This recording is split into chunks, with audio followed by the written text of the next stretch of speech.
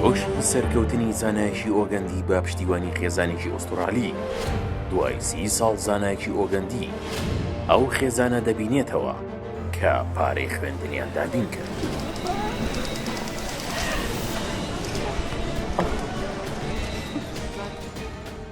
ئەمە دیدارێکی سەرسڕهێنەر و سۆزداریە لە نێوان دکتۆر ئیدوارد نیڵسن کانکاکای ئۆگەندی و ئەو خێزانە ئوسترالیای بەبێ ئەوەی ڕاستەوخۆ پزیشکەکە ببینن پارەی خوێندنەکەیان دابین کردبوو.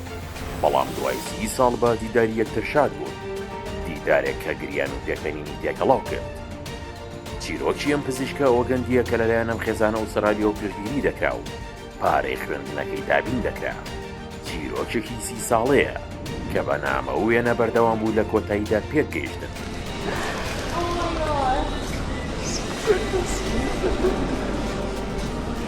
ئەم پزیشکە ئۆگەندیە لەباری ڕۆڵی خۆی دەڵێت توێژەرێکی پۆست دکتۆرام لە بەشی نەخۆشە گواستراوەکان لە زانکۆی جۆنز هۆپکینز لە ئەمریکا لە ژێردەستی دکتۆر لاری چانگ و لە تاقیگەی دکتۆر تۆماس کوین کار دەکەم.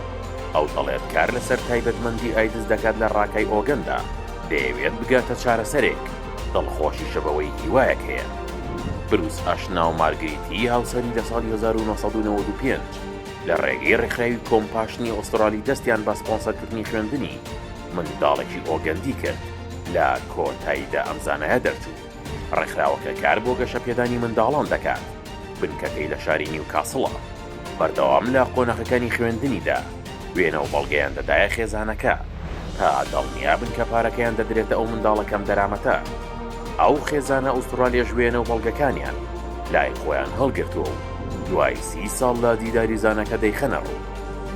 Vulnerable, I had lost my father then and was living with my grandmother.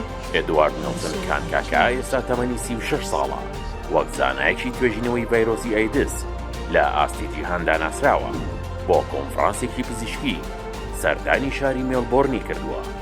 لە پەڕاوێزی کارەکانی دەتوانین کاتێک بدۆزێتەوە بۆ ئەوەی سەردانی شاری نیوکاسڵ بکات و ڕوبەڕوو سڵاو لەو کەسانە بکات کە بوونە هۆی سەرکەوتنەکانی.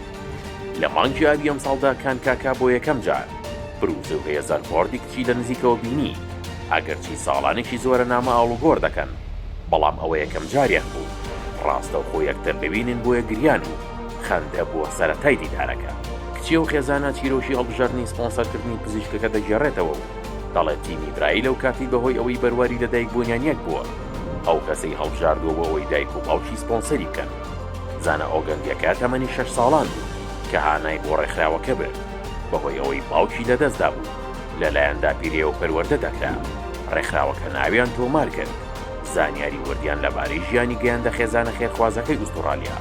ئەو زانە ئۆگەندێ دەڵێت خولیای ئەو لە کۆمەڵگەکەی خۆیەوە سەرچاوی گرتووە کە بەهۆی ئایدزەوە زیانی زۆری بەرکەوتووە. بەڵام ئێستا بۆ چارەسەرکردنی و ڤایرۆسە پێشکەوتنی بەرچاو بەدی هاتووە. ئێدوارد دەڵێت لە کاتێکدا ماندووبوونەکەی لە ژیاندا گەیاندوێتی بە ماستەی ئێستای، بەڵام سپۆنسەرکردنی ئەو خێزانە بناغی سەرکەوتنی بووە. خۆی دەڵێت بەبێ ئەوان مەحاڵ بوو بگاتە ئەم ڕۆژە.